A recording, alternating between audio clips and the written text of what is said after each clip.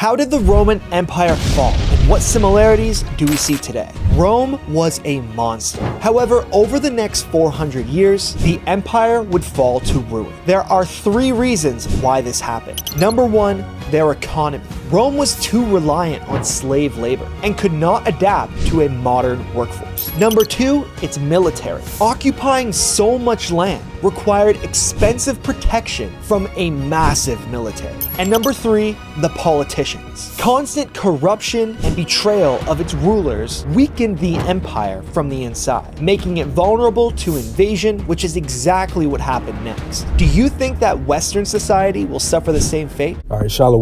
Shalom. Shalom. Like to give all honor, glory, and praises to Yahweh, Ba'ashem, Yahushua, Ba'ashem, Kakwadash. Double honors to our apostles and elders of Great Millstone. Salutations to all you sincere Akim, pushing this word out across the four corners of the world on Shakwat. Lamar Ariyah. Yahweh. Just a quick lesson going through the spirit about the end of all things is at hand. This is 1 Peter 4:7. But the end of all things is at hand. Be ye therefore sober and watch unto prayer. Right? Be there sober, man. Meaning not necessarily, not drunken off alcohol and everything, but being sober as far as paying attention to what's going on in your surroundings, keeping your head on a swivel. All right, not being engulfed in what's going on in America. That's, the folly, the so-called good times, because we're in the time now where they're pushing anything like those bread and circus. You got football season going on, everything. And they're trying to distract people from what's really going on. The wars, the proxy wars, the rising of prices on food, gas, layoffs at jobs, the people are losing houses.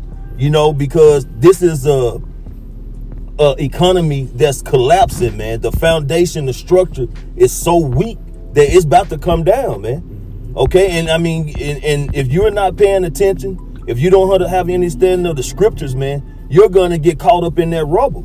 All right, but when you have understanding and you're paying attention, you're gonna be able to maneuver through the spirit, that you don't just get caught up in the evil times that's coming to the capacity that the rest of the people are. That's right. Well, just to land back on you, bro. That's why the scriptures tells us to measure the time and know the prophecy, and that's why we have to be in depth in this word to keep up with what's going on, because it's easy to get distracted. It's easy to let things, fall upon us, and we're not watching. That's why back in the ancient time they had watchmen to watch out for things that came upon the earth, so that they can warn the people. And that's what we're doing, trying to warn the people that these things are happening. We're at that final stage. We're at the final climax of the Most High movie. Right. And we need to, the end is about to the movie is about to finish, and then the credits, and then a new movie gonna start. That's right. But it's gonna go on forever. That's right. Cause it's a duty. We suppose, like the brother saying, warn the people. That's a duty, man. That is a order to be watchmen, to blow the trumpet, to warn the people. So what? The blood will be off our hands, man. All right. This is what the Lord told us to do. All right. So when it comes down to it, they won't have there will be no cloak for their sins, man. All right. They're gonna have to face the judgment that comes upon them, because they didn't hearken to the words of Yahweh Yahushua being delivered by way of his prophets. That's right. So Shah said that this is Jeremiah 7:25. And it says, since the day that your fathers came forth out of the land of Egypt unto this day. Our forefathers, Moses, Aaron, okay? Forefathers, okay? Yep.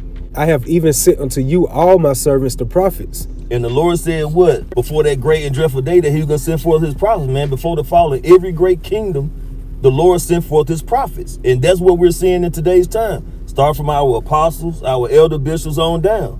Yep, that's right. And it says, daily rising up early and sending them. Daily, man. That's why it was, the Apostle Tahar sent out the decree to do videos, man. Mm-hmm. Okay, daily. What Yahweh Shai, what? He was in the synagogue daily. Mm-hmm. Okay, so we supposed to be pushing out this word daily, man. That's why you got videos from brothers from all across the globe, man. Regardless of what time zone you in, it's gonna be a video from Great Millstone going up, man. It's gonna be a camp of Great Millstone somewhere out on the highways and hedges. Okay, because what? This word's supposed to go out daily. That's right.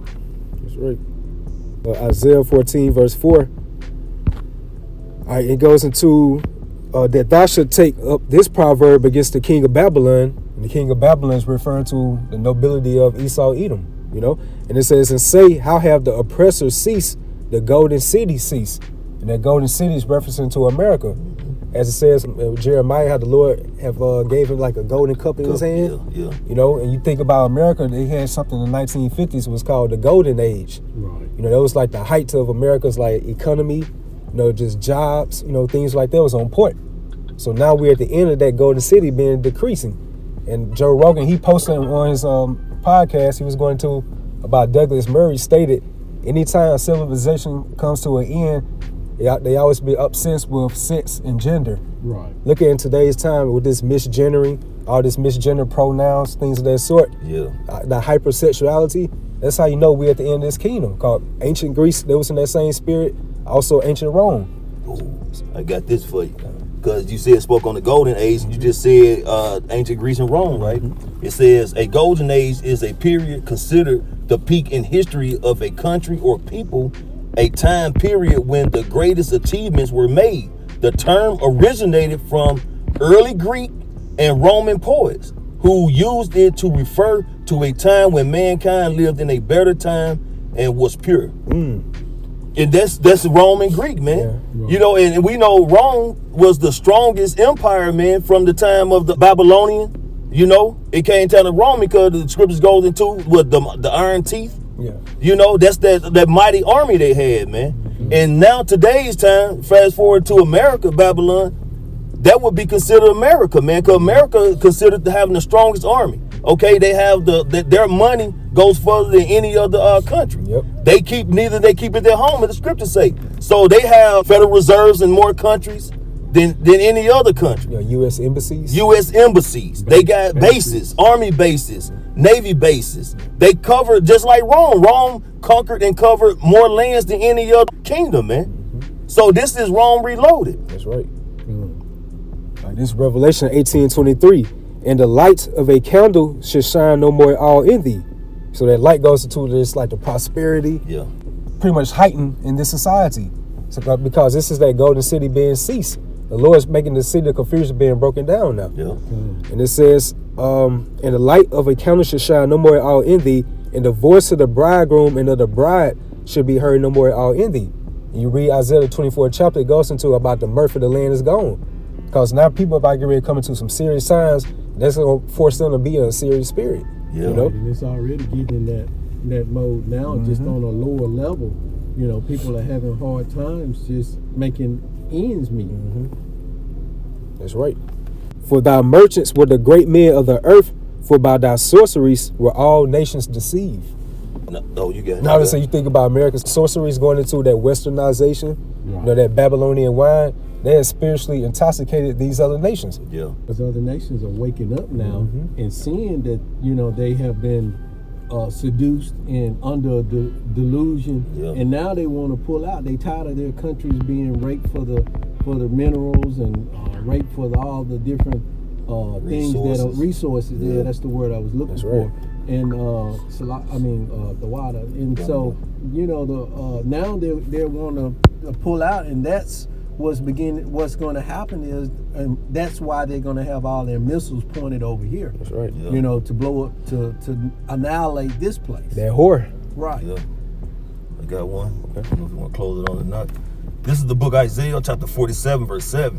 And thou saidest, I shall be a lady forever, so that thou didst not lay these things to thy heart, neither didst thou remember the latter end of it.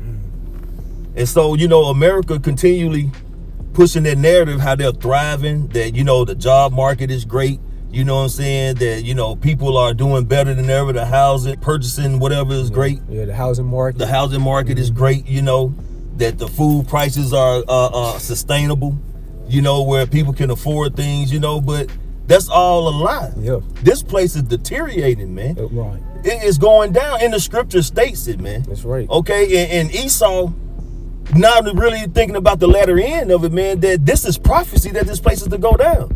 So regardless how they feel about us, regardless how they push to continue their kingdom, man, the Lord has set a bound that they cannot pass. Okay? So this place is over and done, man. It's a matter of time. In the latter end, we are seeing it. We're looking at it. We're prophesying it. But Esau is not considering it, man. That Yahushua is coming back to set back up a righteous kingdom and take back what's his, man. Yeah. Now, just so you got to think about with Esau, he's known as that serpent according to the Bible, which goes into like the very deceitful and artful and deception. Yeah. You know, so you got to be very just aware of his craftiness, because he used things like that by saying things going to get better, make America great again. You know, using all these so-called good stories make people feel good, but at the end of the day, what does it say? When they should say peace and safety, Then sudden destruction. there's sudden destruction. So you got to understand, this is that serpent we're dealing with. He speaks smooth things, you know? Yeah. All right, this is Jeremiah 51, start at verse 7. You got the point at verse 7. It says, Babylon had been a golden cup in the Lord's hand that made all the earth drunken. That golden cup is so-called prosperity. You know, it's so-called opportunities. Democracy. That democracy. You know, this is the place everybody wanted to go to, the land of milk and honey. When they seen the Statue of Liberty, they thinking they were going to have these great liberties and everything. And that illusion was good for a moment, you know, but that illusion is just like Esau's wickedness, man, that rust. You know, it's going to continue to rust regardless of how much you clean it and wipe it. That's right. So this place was going to continually to deteriorate and just pretty much rust, man. It was never to be a continuing city. You know, it goes back to Isaiah. They never considered the latter end, man. And the vibration America pushes out with that spiritual fornication. Yeah. And as they say, immorality destroys nations. Right, You know? right. And it says the nations have drunken of her wine, going to that Babylonian wine. Therefore, the nations are mad. Like the brother Yahweh was just speaking earlier. Now these nations really seeing the true colors of America, that great whore. Yeah. Right. So now these other countries, even within America, a lot of people are leaving, going back to their own homelands, which is nothing but biblical prophecy. That's right. You know? That's right. And the sad part about it is our own people, Yasharallah, don't see, in the other nations as well, don't see prophecy unfolding before their eyes right now. Right. All right. they got they sight on is making America great again, and the follies that are going on, like you mentioned earlier, the football games, the fair, all the different distractions that they're trying to throw out at them. You know, that's all they're looking at. Yeah. And that's the beauty of Yahweh Bashim Yahushua, because the Lord know all things. The story was written before it was published. Right. Okay? So the Lord already knew he was going to keep himself, as it states in the scripture, a remnant who would not bow down to Baal. All right?